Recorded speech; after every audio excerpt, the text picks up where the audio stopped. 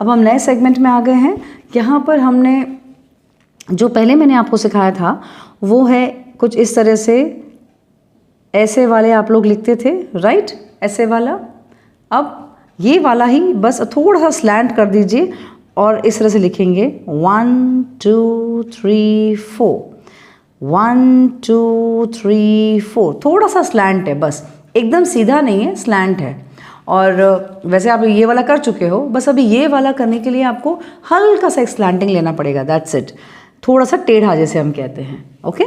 तो this is 1 2 3 4, 1 2 3 4, बिना हाथ उठाए एक बार स्टार्ट कर दिया तो ख़त्म होने के बाद ही आप उसको अपने पेन को उठाएंगे या पेंसिल को उठाएंगे। अब इससे क्या होगा, आपका ये फ्लो बैठना शुरू हो जाएगा। तो ये पहले आप ये स्टार्ट कर दीजिए, ये प्रैक्टिस करिए अच्छे से। इसके बाद आप ये वाला एक लेटर आएगा N, ओके। तो इसको हम कहते हैं N। तो ये लेटर आप लिखेंगे इस तरह से, दैट इज N। सिर्फ इन दो ब्लू लाइंस के बीच में ही चल रहा है ये काम, N, okay. You can see this N, यानी कि आप एक बार स्टार्ट करेंगे, इसके बाद ख़त्म होने के बाद ही पेंसिल को उठाएंगे। This is N, this is N। अब कई बच्चे, आई मीन टू से, कई लोग क्या मिस्टेक करते हैं वो भी बता देती हूँ। कई लोग इसको इस तरह से लिखते हैं, बिल्कुल ऐसे ऐसे लिखते हैं, तो सब कंफ्यूज हो जाते हैं, व्हाट इज़ दिस। तो ऐसा आपको बिल्कुल भी नहीं लिखना है। सो ये मेरी तरफ से बिल्कुल ही रॉन्ग है, ओके। अब नेक्स्ट पे आते हैं हम लोग, M पर आते हैं। तो यहाँ पर M अगर देखें सेम इसी तरह से है, बस एक यहाँ पर जो है एक स्ट्रेट लाइन बनती है इस तरह से, ये इस तरह से। This is M, this is M, M, this is M, got it.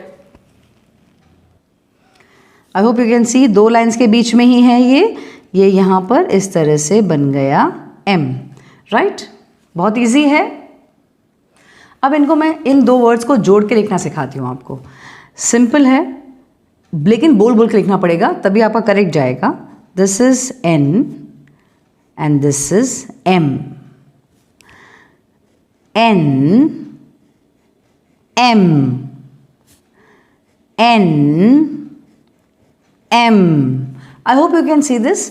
तो यहाँ पर आपको ये दो वर्ड्स, कनेक्टिंग वर्ड्स मैंने सिखा दिए हैं और आपको यहाँ पर कोई गड़बड़ नहीं होगी और आपका हाथ एकदम बहुत अच्छे से बैठ जाएगा। तो ये कनेक्टिंग वर्ड मैंने आपको सिखा दिया, वंस मोर अगेन। और हाथ स्टार्ट करना है, ख़त्म होने के बाद ही पेंसिल को, आई मीन टू से पेन को उठाना है, तब तक उठाना नहीं है पेन को। Simple, this is N, this is M, right. हो गया ये। अब आगे बढ़ते हैं। अब जो पहले वाला आपने जो स्ट्रोक किया था, ये वाला इस तरह से 1 2 3 4। अब ये वाला स्ट्रोक बस थोड़ा सा स्लैंट चलने चाहिए हमको, हल्का सा। 1 2 3 4, 1 2 3 4, 1 2 3 4, इजी। तो इस तरह से अगर जब बैठ जाता है तो इसके बाद जो हम वर्ड सीखते हैं that is T। This is T for tiger, T for tiger, T for tiger, T for tiger. Easy, एकदम इजी। अब इसमें कई लोग गलती क्या करते हैं वो भी बता देती हूँ मैं आपको। कई लोग ऐसे लिखते हैं, ऐसे, यहाँ पूरा जगह खाली होता है। सो दिस इज रॉन्ग, ये नहीं चलेगा। ये बिल्कुल आपको ऐसे चिपका के लिखना है, बिल्कुल बाकायदा ऐसे, बिल्कुल ऐसे चिपका के इस तरह से लिखना है। यहाँ तक तो जैसे चिपका हुआ लाइन दिख रहा है आपको, बस यहाँ से थोड़ी सी जगह दिख रही है, यहाँ पे आपने देखा बहुत ज़्यादा जगह दिख रही थी। तो दिस इज़ करेक्ट, ओके। तो यहाँ पर आपको समझ में आ गया टी कैसे लिखते हैं। इसका आपको प्रैक्टिस अच्छे से करना है, इस पर हाथ बिठाना है। और इसके बाद हम आते हैं पी पे। अब सेम इसी तरह से पी भी ऐसे, this and this is P for pig, P for pig. ये लाइन चिपक के आनी चाहिए ऐसे, P for pig, P for pig. Easy, ये भी हो गया इजी। तो ये अगेन ये प्रैक्टिस करना है आपको अच्छे से। इसमें भी जो गलती करते हैं लोग, इस तरह से यूँ लिखेंगे ऐसे, ये तो बिल्कुल ही गलत है, ये चलेगा ही नहीं ऐसे। ये क्या है, बीच में इतनी जगह छोड़ी हुई है, बिल्कुल भी नहीं चलेगा। Is that clear? सो यहाँ पे थोड़ा ध्यान रखना है, ऐसे ये चिपका के लेके जाना है और फिर नीचे लेके आना है वापस। फिर इसकी भी आप अच्छे से प्रैक्टिस कर लीजिएगा। और इसके बाद हम चलते हैं, इन दोनों लेटर्स को जोड़ने की कोशिश करते हैं। चलो अभी कनेक्टिंग वर्ड्स बनाते हैं। T, P, T, P. अब आप देख रहे हैं यहाँ पर ये कैसे आपको हाथ बैठाना है। एक बार स्टार्ट करते हैं तो ख़त्म होने के बाद ही पेन रुकना है। T, P. अब टी का जो डंडी है वो बाद में मारेंगे, पहले पी को ख़त्म करेंगे। Okay, again T, P. तो यहाँ पे आपने देखा मैंने टी का जो डैश है ये बाद में किया और पहले मैंने इसको ख़त्म किया, पी को ख़त्म किया। तो आपने दो कनेक्टिंग वर्ड्स बना लिए इधर। आई होप आपको ये अच्छे से आ गया होगा। अब नए वर्ड की तरफ चलते हैं। अब हम सीखेंगे क्यू। Very easy. पहले सी जैसा बनाएंगे, फिर ऐसे टच करके then down and up. Okay, पहले आप सी जैसे बनाएंगे, फिर up, down, up. This is Q for queen. Q for queen, Q for queen.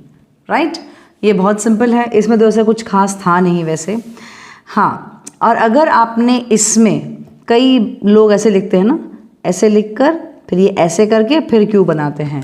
So this is wrong. मैं आपको ज़्यादा वो गलत कैसे करते हैं और भी बता देती हूँ। ये यूँ लेके जाएंगे, ऐसे लेके आके फिर ऐसे क्यू बनाते हैं। तो दिस इज़ एब्सोल्युटली रॉन्ग, ये नहीं चलेगा ऐसे। ठीक है, इसीलिए यहाँ पर मैंने कहा कि जो कर्व होता है ना सी का, ये कर्व पे बहुत ध्यान देना चाहिए। इसके बाद ये टच करके फिर ऐसे लेके आओ, दिस इज़ राइट। ओके, इसलिए सी का यहाँ पर इम्पोर्टेंस बहुत ज़्यादा है। और कई लोग तो पता नहीं ऐसे लिखते हैं, बिल्कुल ही मतलब पता नहीं क्या बोलूँ मैं उसको, ऐसे करके ऐसे करके ऐसे। माय गॉड, पता नहीं क्या होता है ये। ऐसे तो बिल्कुल भी नहीं चलेगा, बिल्कुल भी नहीं। वेरी नीट एंड टाइडी, ऐसे प्रैक्टिस करना है। तो ये जो अगर आप गलतियाँ करते हैं तो वो बिल्कुल ना करें और पहले इसको अच्छे से प्रैक्टिस करें। अब ये टी, पी और क्यू एक साथ लिखने की कोशिश करते हैं हम लोग। ठीक है, this is T, this is P and this is Q, और बाद में टी पर dash. Right, again T, P, Q, खत्म होने के बाद ही डैश। और आपने देखा ये तीनों लेटर लिखने के बाद मैंने डैश लगाया। तो आपको भी प्रैक्टिस वैसे ही करनी है।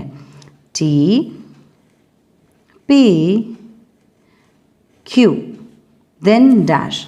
तो इस तरह से आप प्रैक्टिस करेंगे तो आपका हाथ बहुत फास्ट बैठेगा। Right, now coming to the next segment.